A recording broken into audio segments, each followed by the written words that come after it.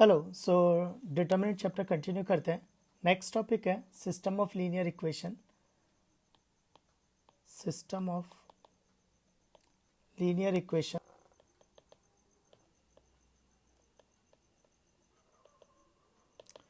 Involving in two और three variables so system of linear equation in two और three variables. तो इसका क्या मतलब है? टू वेरिएबल एक्स और Y, three variable X Y Z, linear equation X Y Z की power one, X Y की power one, system collection of equation. तो दो वेरिएबल में कैसा होगा? A one X plus B one Y, A one X plus B one Y is equal to C one, A two X plus B two Y is equal to C two.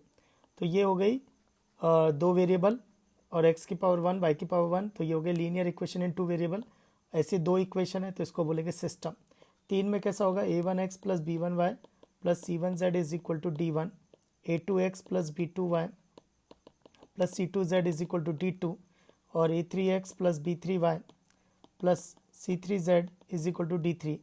तो X Y Z तीन variable हो गए, X Y Z की power one है, तो ये हो गया लीनियर इक्वेशन। तो ये पहली हो गई linear equation, linear equation, linear equation, और ये तीनों मिलके बन गई सिस्टम। तो इन तीनों का कलेक्शन कहलाएगा system of linear equation in three variable. इसको शॉर्ट में ऐसे भी लिख सकते हैं, A I X plus B I Y plus C I Z is equal to D I, where I is equal to one two three. तो one रखेंगे तो फर्स्ट आ जाएगी, आई टू रखेंगे तो सेकेंड आ जाएगी, आई थ्री रखेंगे तो थर्ड आ जाएगी। नेक्स्ट, ये क्या डिनोट करते हैं? तो मैं इसको और एक्सप्लेन करता हूँ। तो मैं पहले दो वेरिएबल के लिए समझाता हूँ।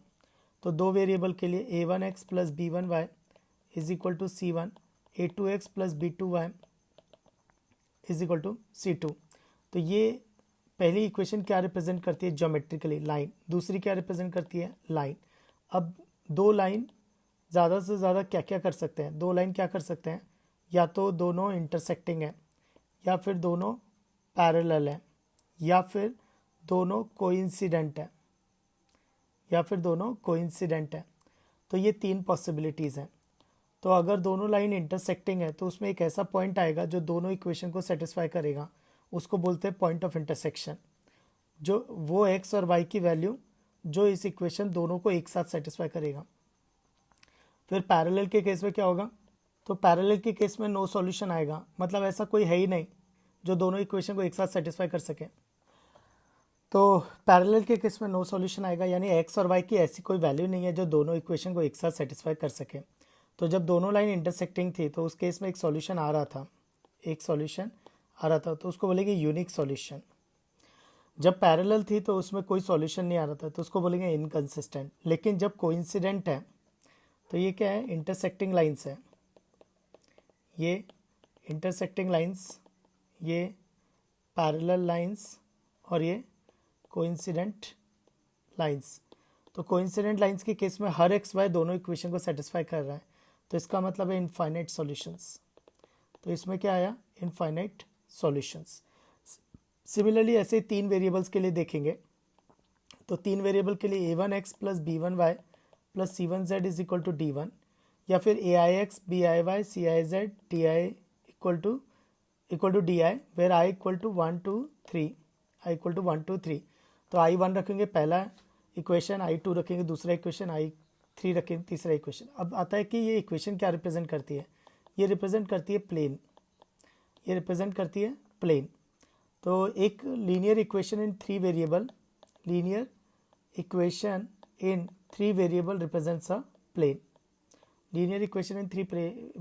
Represents a plane. अब आता है कि तीन प्लेन आपस में कैसे कैसे इंटरसेक्ट कर सकते हैं, या क्या क्या सिचुएशंस पॉसिबल है। तो तीन प्लेन्स जब इंटरसेक्ट करेंगे तो ये सारी सिचुएशंस पॉसिबल हैं। तो इन सिचुएशंस का क्या क्या मतलब है देख लेते हैं। इस केस में क्या हो रहा है? इस केस में तीनों प्लेन इंटरसेक्ट कर रहे हैं एक लाइन में, तो एक कॉमन लाइन आ रही है, ये कॉमन लाइन आ रही है जो तीनों में कॉमन है। तो इस तीनों कॉमन है तो इसका क्या मतलब हो गया? Infinite solution. क्योंकि एक लाइन पे तो ऐसे इनफाइनाइट पॉइंट्स लाई करेंगे, तो ये इनफाइनाइट पॉइंट तीनों प्लेन को सेटिस्फाई कर रहे हैं, तो ऐसे इनफाइनाइट सॉल्यूशंस हो गए। इस केस में अगर देखेंगे तो दो प्लेन पैरेलल है और तीसरा प्लेन उनको कट कर रहा है, तीसरा प्लेन उनको कट कर रहा है, तो नो सॉल्यूशन। क्योंकि सॉल्यूशन मतलब जो तीनों को एक साथ सेटिस्फाई करे, तो ऐसा कोई कॉमन पॉइंट नहीं है या कोई ऐसा कॉमन सॉल्यूशन नहीं है जो तीनों इक्वेशन को सेटिस्फाई कर सके। इस केस में क्या हो रहा है, तीनों पैरेलल हैं, तो ये तो नो सॉल्यूशन है, क्योंकि इस केस में भी कोई कॉमन सॉल्यूशन नहीं है जो तीनों इक्वेशन को एक साथ सेटिस्फाई कर सके। इस केस में भी नहीं है, क्योंकि इस केस में भी नो सॉल्यूशन है, क्योंकि इसमें भी ऐसा नहीं है। देखो ये जो दो प्लेन है रेड और ग्रीन, तो एक कॉमन लाइन है, लेकिन ये ब्लू में है ही नहीं। फिर रेड और ब्लू में देखें तो वो ग्रीन में नहीं है, और ब्लू और ग्रीन का देखें तो वो रेड में नहीं है, तो there is no common solution. तो ऐसा कोई सॉल्यूशन नहीं जो तीनों इक्वेशन को सेटिस्फाई कर सके, तो नो सॉल्यूशन। और इस केस में अगर देखें तो एक पॉइंट मिल रहा है जो तीनों के साथ कॉमन है, तो एक ही सॉल्यूशन मिल रहा है, दैट इज़ यूनिक सॉल्यूशन। तो तुम अगर नोटिस करोगे तो यहाँ पर भी सिचुएशन कैसी है, एक यूनिक सॉल्यूशन, नो सॉल्यूशन और इनफाइनाइट सॉल्यूशन।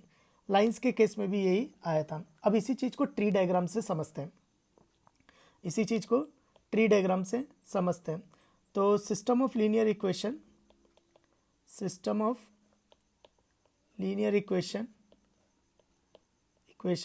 इन 2 और 3 वेरिएबल, तो क्या क्या हो सकता है। या तो सॉल्यूशन मिलेगा तो उसको बोलते हैं कंसिस्टेंट, सॉल्यूशन मिलेगा उसको बोलते हैं कंसिस्टेंट, सॉल्यूशन नहीं मिलेगा उसको बोलते हैं इनकंसिस्टेंट। तो सॉल्यूशन मिलेगा कंसिस्टेंट, सॉल्यूशन नहीं मिलेगा इनकंसिस्टेंट। तो at least one solution, so at least one solution. और इनकंसिस्टेंट का क्या मतलब हो गया, no solution. Next, no solution किस केस में आता है, पैरेलल। तो या तो पैरेलल लाइंस या फिर पैरेलल प्लेन्स। तो किस केस में आता है वो, पैरेलल के केस में आता है नो सॉल्यूशन। तो इनकंसिस्टेंट हो गया नो सॉल्यूशन पैरेलल के केस में। तो कंसिस्टेंट में भी दो तरह के सॉल्यूशन है, या तो एक ही सॉल्यूशन है, तो ये यूनिक सॉल्यूशन, और इनफाइनाइट सॉल्यूशंस, इनफाइनाइट सॉल्यूशंस। अब यूनिक सॉल्यूशन में भी अगर मान लो सारे वेरिएबल ज़ीरो हैं, all are zero, all are zero, तो उसको बोलेंगे ट्रिवियल सॉल्यूशन, ट्रिवियल सॉल्यूशन। और अगर at least one of them is non zero, at least one of them is non zero, तो उसको बोलेंगे non trivial, non trivial solution. Infinite solution में भी वही दो हैं, एक है ट्रिवियल सॉल्यूशन और एक है non trivial solution. Trivial solution की एटलीस्ट फॉर वन के, जब इनफाइनाइट सॉल्यूशन होते हैं तो रेशियो में लिखे जाते हैं, तो जैसे K/2 K/3 के। और जब नॉन ट्रिवियल सॉल्यूशन है तो इनफाइनाइट सॉल्यूशन रेशियो में लिखे जाते हैं, तो जैसे K/-1 2K। तो तुम ऐसे भी समझ सकते हो कि ऐसी कोई K की वैल्यू जिसके लिए तीनों एक साथ ज़ीरो हो सके, तो उसको बोलते हैं ट्रिवियल। और ऐसी कोई K की वैल्यू नहीं है जिसमें तीनों एक साथ ज़ीरो हो सकें, उसको बोलते हैं नॉन ट्रिवियल। तो देखो ना, इसमें K=0 रखूँगा तीनों ज़ीरो हो जाएंगे, लेकिन इसमें ऐसा कोई K है ही नहीं जिसमें तीनों एक साथ ज़ीरो हो सके। अगर मैं इसको तुम्हें डायग्राम में दिखाऊं, तो जैसे स्ट्रेट लाइन में दो लाइन के केस में दिखाता हूं। अगर दोनों लाइन ओरिजिन पे इंटरसेक्ट कर रही हैं, अगर दोनों लाइन ओरिजिन पे इंटरसेक्ट कर रही हैं, तो उस केस में क्या होगा, x 0 हो जाएगा, y 0 हो जाएगा। तो ये क्या हो गया, unique trivial, unique trivial solution. क्यों, क्योंकि इसमें सारे वेरिएबल ज़ीरो हो गए। लेकिन अगर मैं ऐसा कुछ लूँ, एक लाइन इधर है और एक लाइन इधर है, और इस केस में जो सॉल्यूशन है वो नॉन ज़ीरो होंगे, तो x is not equal to 0 and y not equal to 0, मतलब कोई a, b मान लो, तो ये नॉन यूनिक क्योंकि एक ही है, और नॉन ट्रिवियल क्योंकि ये अदर देन ओरिजिन है, नॉन ट्रिवियल क्योंकि ये अदर देन ओरिजिन है।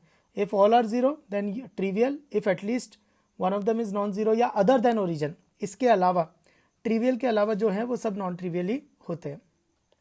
नेक्स्ट, वो कंडीशंस क्या होंगी जिनसे हम लोग ये पता कर सके कि वो ट्री डायग्राम में कौन सी वाली ब्रांच आएगी। तो जैसे हम लोग 3 वेरिएबल के लिए देख रहे हैं, तो 3 वेरिएबल के लिए देखें तो x is equal to d1/d, y is equal to d2/d and z is equal to d3/d, और इसको बोलते हैं क्रेमर्स रूल। अच्छा, ये दो वेरिएबल पे भी काम करेगी, मैं 3 पे इसलिए एक्सप्लेन कर रहा हूँ क्योंकि 3 प्लेन्स है, मोर जनरल है, एंड 3 तक अपने सिलेबस में है, पर 2 पे भी काम करेगी। नेक्स्ट, इसको बोलते हैं क्रेमर्स रूल। तो इसमें ना टेबल बनेगी, तो टेबल कैसे बनेगी, जब d not equal to 0 and d equal to 0। अब देखो d नॉट इक्वल टू 0 यानी denominator is not equal to 0, तो उसमें भी दो केसेस हैं, या तो all are 0, d1 d2 d3 equal to 0। अच्छा एक चीज़, d1 d2 d3 अगर तीनों 0 होता है तो उसको बोलते हैं homogeneous system, homogeneous system, otherwise non homogeneous system. तो d1 d2 d3 अगर तीनों 0 हो गए तो इसका मतलब है x 0 आ जाएगा, x 0 आ जाएगा, y 0 आ जाएगा, z 0 आ जाएगा।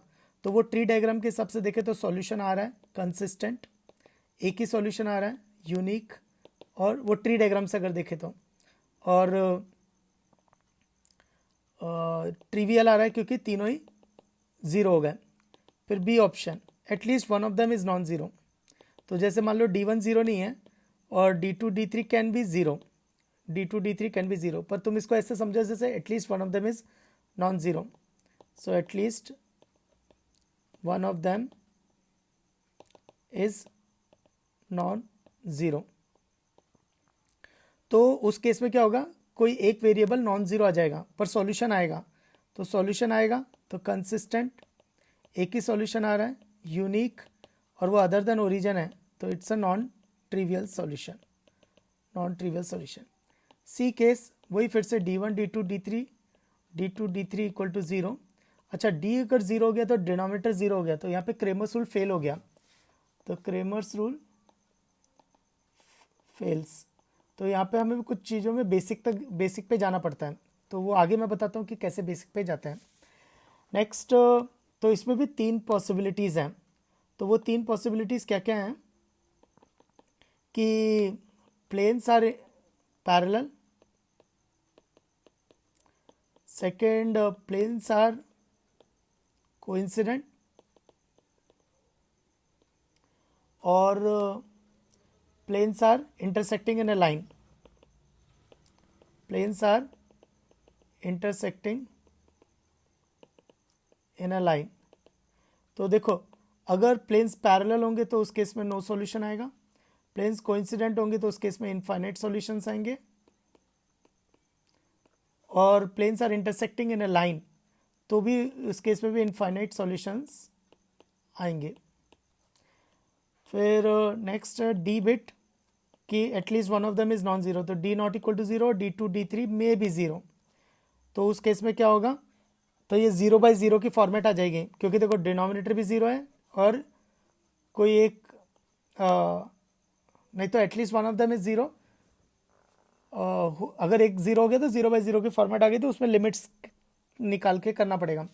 बट इवन दैट अगर डिनोमिनेटर 0 हो गई और न्यूमरेटर फाइनाइट है, तो फाइनाइट अपॉन 0 कितना होगा, इन्फिनिटी। तो अगर फाइनाइट अपॉन 0 आ गया तो ये इन्फिनिटी में चला जाएगा, और इन्फिनिटी कभी मिलता नहीं है, तो इसका मतलब सॉल्यूशन कभी मिलेगा नहीं, तो इस केस में होगा नो सॉल्यूशन। तो ये किधर चला गया, इनकंसिस्टेंट, इनकंसिस्टेंट, तो ये चला गया नो सॉल्यूशन के केस में। क्यों, क्योंकि कोई एक वेरिएबल फाइनाइट अपॉन 0 होगा जो कि इन्फिनिटी हो जाएगा, इन्फिनिटी कभी मिलेगा नहीं, तो सॉल्यूशन कभी मिलेगा नहीं। नेक्स्ट अब ये चेक करते हैं कि लाइंस के केस में a1x plus b1y is equal to c1 और a2x plus b2y is equal to c2। तो पैरेलल कैसे चेक करते हैं, तो parallel coefficient are in a ratio a1/a2 is equal to b1/b2 but not equal to c1/c2। और coincident के case में क्या होगा, कोइंसिडेंट के केस में all of them are in ratio a1/a2 is equal to b1/b2 is equal to c1/c2। Same ऐसे प्लेन्स के लिए भी है, तो प्लेन्स के लिए दो प्लेन के लिए चेक करना है, a1x plus b1y plus c1z is equal to d1, a2x plus b2y plus c2z is equal to d2। तो मुझे प्लेन्स के लिए चेक करना है, तो प्लेन्स आर पैरेलल, कैसे चेक करेंगे, a1/a2 is equal to b1/b2 is equal to c1/c2 but not equal to d1/d2। और कोइंसिडेंट के लिए कैसे चेक करेंगे, coincident a1/a2 is equal to b1/b2 is equal to c1/c2 is equal to d1/d2, तो coincident के case में। Next, if d1 d2 d3 all of them are 0, तो system is known as a homogeneous system. तो it's a homogeneous system. If otherwise मतलब कोई भी एक non zero हो गया, तो उस केस में हो जाएगा नॉन होमोजीनियस।